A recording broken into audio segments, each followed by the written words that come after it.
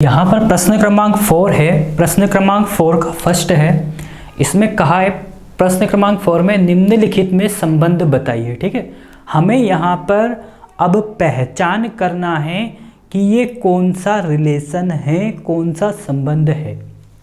ठीक है, तो जो हमारा फर्स्ट प्रश्न है, इस फर्स्ट प्रश्न में पहले आपको एक रिलेशन दिया गया है। ठीक है, पहले क्या दिया है, एक रिलेशन दिया है। ठीक, रिलेशन आर आपको दिया है ए और बी।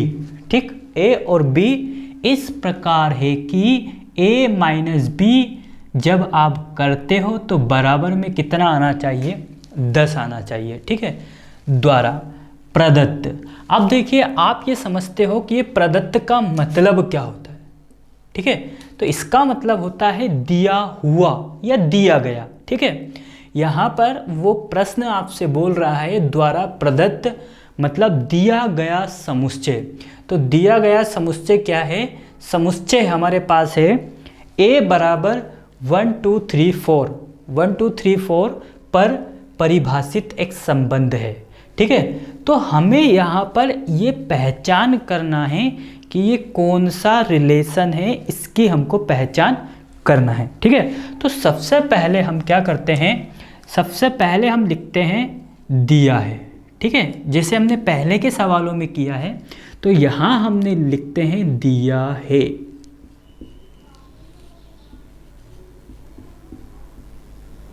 ठीक, दिया है। तो आपको क्या दिया गया है, आपको पहले एक सेट लिखना है। सेट ए जो है, समुच्चय ए है, वो दिया गया है 1 2 3 4। ठीक है, सेट ए आपको दिया है 1 2 3 4 और इसके बाद आर आपको दिया गया है, आर आपको दिया है ए और बी इस प्रकार है कि ए माइनस बी इक्वल 10। ठीक है, इक्वल 10। यहाँ पर एक कोष्टक लगा दीजिए। ठीक है, 2 3 4 1 2 3 4। ठीक है, अब यहाँ पर हम क्या करते हैं, 1 का 1 के साथ करते हैं, 1 का 2 के साथ करते हैं, 1 का 3 के साथ करते हैं, 1 का 4 के साथ करते हैं। ठीक है, तो पहले सबसे पहले हम ए क्रॉस ए निकालते हैं। तो ए क्रॉस ए हम निकाल कर चेक करते हैं क्या। ठीक, हमारे पास क्या क्या एलिमेंट्स आते हैं, उन सब एलिमेंट्स को हम यहाँ लिख लेते हैं। ठीक है, तो यहाँ आ जाएगा 1 1 1 2 1 3 1 4। ठीक है, अब ये 2 का किसके साथ होगा, 1 के साथ। तो 2 का 1 के साथ, तो ये आ जाएगा 2 1 2 2 2 3 2 4।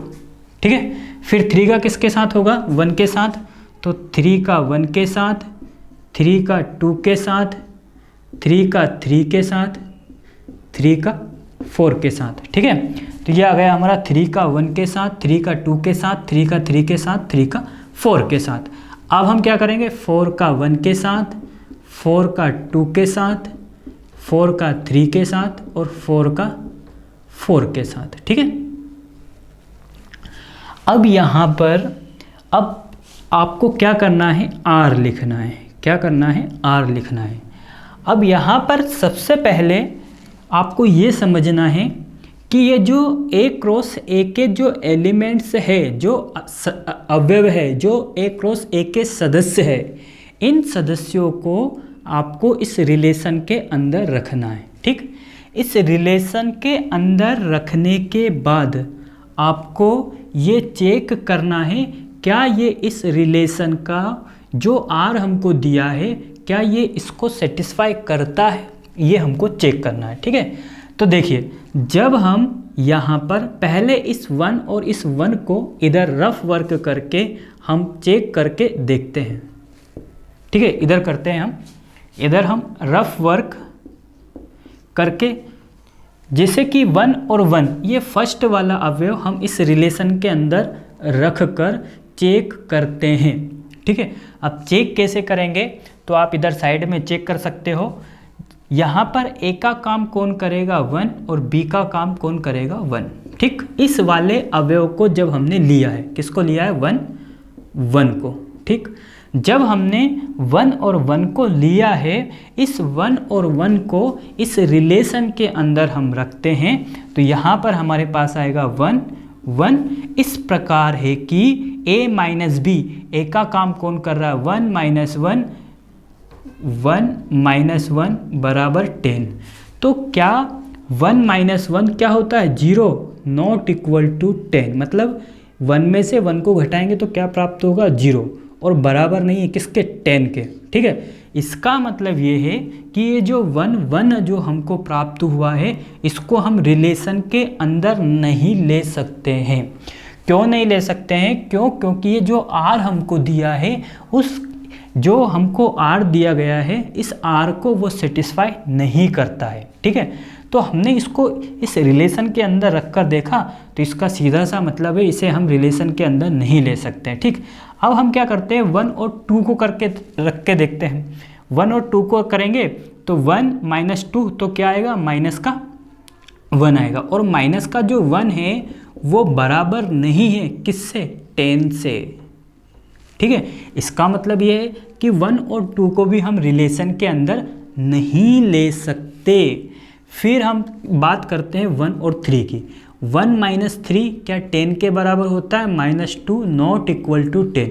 ये भी रिलेशन के अंदर हम नहीं ले सकते। ठीक है, तो यहाँ पर जब आप पूरे कंप्लीट एलिमेंट्स इसके अंदर रख कर देखते हो, तो इसका a क्रॉस a का ऐसा कोई भी सदस्य नहीं है जो इस r का पालन करता है, जो r हमको दिया गया है उसका पालन करता है, उसको सेटिस्फाई नहीं करता है।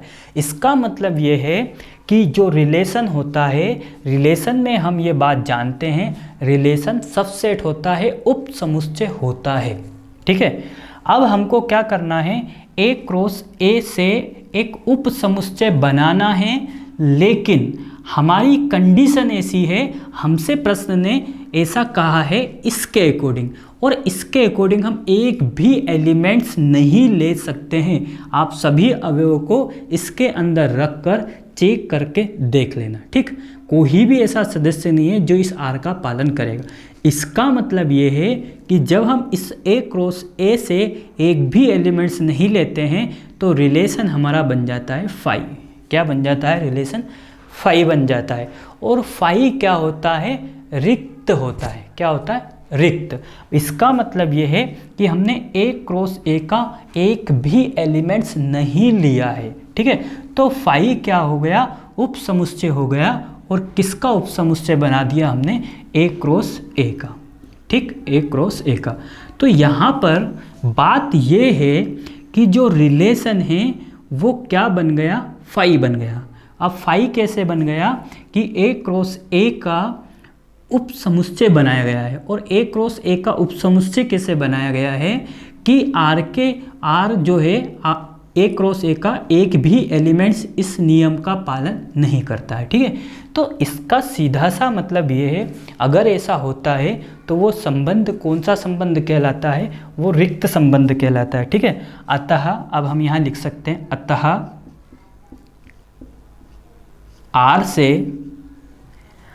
से A में रिक्त संबंध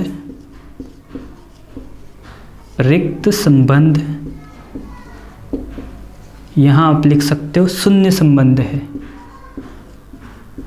शून्य संबंध है।